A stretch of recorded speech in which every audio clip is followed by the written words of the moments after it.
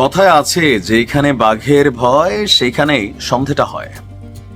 এই মুহূর্তে বাঘ বলতে আমরা যেটা বোঝাচ্ছি, ভারতের জন্য সবচেয়ে বড় ভয়ের জায়গাটা হচ্ছে পাকিস্তান। বিশেষ করে 5ই আগস্টের পর ডক্টর মোহাম্মদ ইউনূসের সরকার বা বাংলাদেশের রাজনৈতিক দলগুলোর মধ্যে ভারত বিরোধী বাংলাদেশের জনগণের মধ্যেও এর পাশাপাশি পাকিস্তানের পক্ষে একটা পজিটিভ জনমত এদেশে তৈরি হয়েছে। ব্যবসায়িক লেনদেনটাও শুরু হয়েছে। কয়েক রেকর্ড ভেঙে আমরা অনেক ব্যবসা বাণিজ্য দেখছি। তবে সম্পর্কটা কি ওই জায়গায় থাকবে নাকি সামনের দিকে যাবে? আজকেরই খবর দেখে নিশ্চয় ভারতের পিলে চমকে গেছে। রাজনীতির সমীকরণটা বোঝা বড় কষ্টকর। যাই হোক, চলতি এপ্রিল মাসে বাংলাদেশ এবং পাকিস্তানের মধ্যে রাজনৈতিক একটা সংলাপ হতে যাচ্ছে, আর বলা হচ্ছে 12 বছর পর। এর আগে সর্বশেষ 2012 সালে আওয়ামী লীগের আমলে হয়েছিল, কিন্তু যার যার জায়গা থেকে রাজনৈতিক জায়গাগুলো সবারই সম্ভবত ঠিক ছিল, কূটনীতিও ঠিক ছিল। আপনার এক প্রতিবেদনে এই তথ্য জানিয়েছে ডেইলি পাকিস্তান। তাদের গণমাধ্যমটি বলছে 2012 সালে সর্বশেষ বাংলাদেশ এবং পাকিস্তানের মধ্যে সংলাপ হয়েছিল। এবারের সংলাপটা হবে ভিন্ন রকম। কেন? ভবিষ্যতের রাজনৈতিক পরিকল্পনাটা ঠিক করা হবে। সাম্প্রতিক সময়ে বাংলাদেশ এবং পাকিস্তান উভয় দেশই সম্পর্ককে উন্নয়নের দিকে নিয়ে যাওয়ারই চেষ্টা চালাচ্ছে। এই রাজনৈতিক সংলাপ সেটিরই একটি অংশ, যেটির লক্ষ্য হল বাংলাদেশ এবং পাকিস্তানের মধ্যে সম্পর্কের প্রাতিষ্ঠানিকরণ করা। তবে পাকিস্তান যদি সরি বইলা ফেলে বাংলাদেশের কাছে, মিনিমাম লেভেলে এদের প্রতি আমাদের হয়তো একটা সিম্পেথি আসতে পারে। দেখেন, ব্যবসা বাণিজ্যের কারণে আপনি পাকিস্তানের সাথে ব্যবসা করেন, কোনো সমস্যা নাই।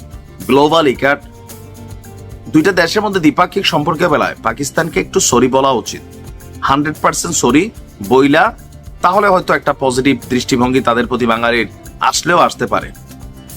তো এই সংলাপে পাকিস্তানি প্রতিনিধি দলকে নেতৃত্ব দিবেন দেশটির পররাষ্ট্র সচিব আমনা বালোচ।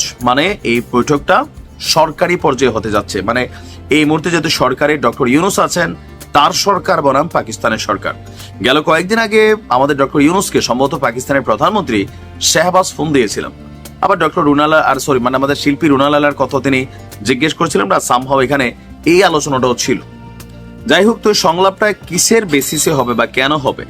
বলা হচ্ছে দুই দেশের সম্পর্ককে জোরদার করা, যৌথ মিনিস্ট্রিয়াল কমিশন পুনর্বহাল করা এবং রাজনৈতিক, অর্থনৈতিক, সামাজিক ইস্যুতে সমন্বয় বৃদ্ধিতে একটি প্ল্যাটফর্ম তৈরির পরিকল্পনা এই সম্মেলনে আসলে জোর দেওয়া হবে। আর আগামী 22 থেকে 24 এপ্রিল বাংলাদেশ সফর করবেন পাকিস্তানের উপপ্রধানমন্ত্রী ইশাক দার। তার এই সফরটিকে পাকিস্তান বাংলাদেশের সাথে বাণিজ্য এবং কূটনৈতিক সহ বিভিন্ন ক্ষেত্রে সম্পর্ক উন্নয়নের একটা বড় ধরনের সুযোগ দেখছেন। এর মাধ্যমে বাংলাদেশ এবং পাকিস্তানের মধ্যে সম্পর্ক শক্তিশালী হবে, যা এই অঞ্চলের ক্ষেত্রে সহযোগিতা এবং স্থিতিশীলতার ক্ষেত্রে ভূমিকা রাখবে। আমরা যখন এই ধরনের নিউজ পড়ছি, গণমাধ্যমে আসছে, ভারতের চিন্তাটা কি হচ্ছে? অবশ্যই টেন্সড। কারণ ভারতের সেনাপ্রধান কয়েকদিন আগে একটা বক্তব্য দিয়েছিল যে চিকেন স্নেকে আপনারা দেখছেন ভারী অস্ত্রশস্ত্র, ক্ষেপণাস্ত্র, আকাশ প্রতিরক্ষা সিস্টেম, হুলস্থুল কাণ্ড। কেন? ভারতীয় গোয়েন্দা মন্ত্রণালয়ের দাবি, সেনাবাহিনীর দাবি যে গেল কয়েকদিন আগে বাংলাদেশে পাকিস্তানের যে গোয়েন্দা সংস্থা আছে তারা এসে ভিজিট করে গেছে এই চিকেন স্নেক। তার মাঝখানে পাকিস্তানের এই আসা যাওয়া ভারতের জন্য এটা খুবই টেনশনের ইস্যু। আর ডক্টর মোহাম্মদ ইউনূস একের পর এক চমক দেখাচ্ছেন। তবে এটা এমন কিছু না যেটা আওয়ামী লীগ সরকারের সময় হয় 12 বছর আগে হয়েছে, হওয়ার জন্য হয়েছে, কোনো কার্যকর ভূমিকা হয় নাই। তবে এইবারের হওয়াতে অনেক কিছু ভূমিকা হবে, এটা আমরা ফিল করতে পারতেছি। দেখা যাক। তবে পাকিস্তানের উচিত আগে বাংলাদেশকে 1971 নিয়ে তাদের সরি বলা উচিত। ভালো থাকুন, আসসালামু আলাইকুম। বুঝলাম না শফিক ভাই, এটা তো কেমন জানি একটা মস্করা হয়ে গেল। 2 দিন আগে আমরা প্রশংসা করলাম। দেখেন, আমি কিন্তু আকণ্ঠ প্রশংসা করি, আমার পছন্দের ব্যক্তি হোক, অপছন্দের হোক। যখন ভালো কাজ করেন আমি প্রশংসা করার পক্ষে, আর যখন খারাপ কাজ করেন আমি সমালোচনা করার পক্ষে। ডক্টর মোহাম্মদ ইউনূস ইতিহাস গড়তে যাচ্ছিলেন, যে কাজটা শেখ হাসিনা পারেন। আমরা ভাবছিলাম ডক্টর মোহাম্মদ ইউনূস এটা করবেন, কারণ বিমস্টেকের সেই সম্মেলনে আমরা যখন দেখলাম মিয়ানমারের উপপ্রধানমন্ত্রী, আমাদের বাংলাদেশের একজন high profile character doctor Khalilur Rahman যখন বললেন যে 1,80,000 রোহিঙ্গাকে বাংলাদেশ থেকে ফেরত নেওয়া হবে, বাঙালি খুশি। রোহিঙ্গারা মিলাদ পড়াচ্ছে, ঘরে ঘরে তাবারুক খাওয়াচ্ছে যে এবার আমরা ঘরে যাব। কিন্তু প্রেস সচিব শফিক ভাই যে কথা বললেন, রোহিঙ্গাদেরও মন খারাপ। আর আমাদের কাছে মনে হইলো যে তিনি মাঝে মাঝে চুপ থাকা ভালো, অবশ্য সঠিকটা আমরা জানতে চাই, ঘটনা কি? রোহিঙ্গারা যাবে আইসো খাইতে কবে? যেই মাসে শুক্রবার নাই। হোয়াট? ইয়েস, যেই মাসে শুক্রবার নাই। লিপিয়ার হইতে পারে। মানে আমরা যখন রোহিঙ্গাদের প্রত্যাবরণ ইস্যুতে আনন্দিত, ভাবলাম যে না, খুব কাজের কাজ করছে ডক্টর মোহাম্মদ ইউনূস। আর প্রেস সচিব আইসা বলতেছে যে আগামী বছরেও, কত চলতেছে এখন 2025, মানে 2026-এও রোহিঙ্গাদের তাদের মাতৃভূমিতে ফেরত পাঠানো যাবে কিনা তা নিশ্চিতভাবে বলা যাচ্ছে না। তাহলে ক্রেডিট কারে দিলাম? 25-এ তো যাবেই না, 26-এ যাবে কিনা তাও নাকি নিশ্চিত না। তাইলে কবে?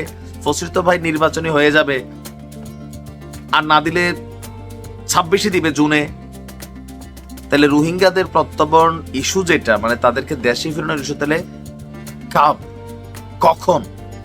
তাহলে আমরা যে নিউজ দেখলাম প্রথম দিন, যে একদম আমি তো মনে করছি যে 2-4 মাসের মধ্যেই ইনশাল্লাহ রোহিঙ্গারা তাদের গৃহে প্রবেশ করবে। এখন আমাদের প্রেস উপদেষ্টা শফিক ভাই মস্করা করলেন নাকি মজা নিলেন নাকি সিরিয়াস? অবশ্যই সিরিয়াস।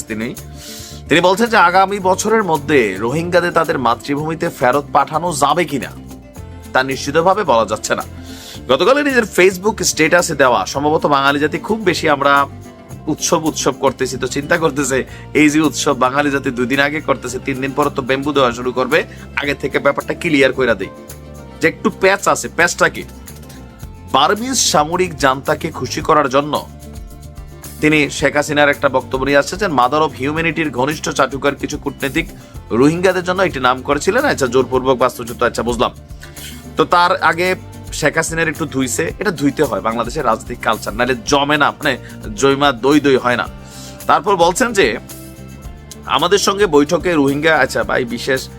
তো ফাইনালি লম্বা চূড়া শেখ হাসিনার গালাগালি, শেখ হাসিনার গোষ্ঠী উদ্ধার বা পাশাপাশি আওয়ামী লীগ সরকারের গোষ্ঠী উদ্ধারের পরে তিনি বলছেন নিশ্চিতভাবে বলা যাচ্ছে না, তবু আমাদের চাপ সৃষ্টি করে যেতে হবে যেন তারা স্বেচ্ছায় পূর্ণ মর্যাদা নিরাপত্তার সঙ্গে রোহিঙ্গাদের ফিরে এনে খাজুর খাবেন। ততদিন আপনি শফিক ভাই, ততদিন আপনি বাইসা থাকবেন কিনা, এটাই তো কথা না।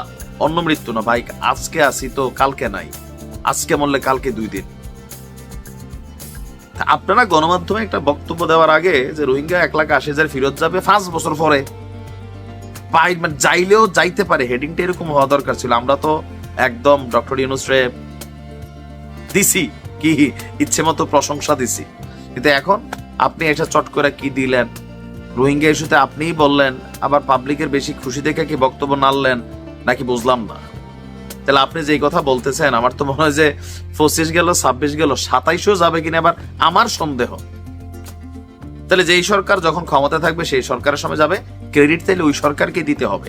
মানে আমরা ভাবছিলাম যে চীন থেকে হয়তো কোনো একটা সেটআপমেন্ট হয়ে আসছে, ডক্টর মোহাম্মদ ইউনূস যেহেতু গেছে, নিশ্চয়ই চীন, মিয়ানমারের বাবা, পরিদাদাও তারা, তো হয়তো বা একটা ইস্যু এখানে তৈরি হচ্ছে। সবাই আমরা খুশি ছিলাম, মজার সময় হাইজ্ঞা দিল, আমাদের কুমিল্লার ভাষায় কয় আর কি। তো যাই হোক, ভালো থাকুন, আসসালামু আলাইকুম।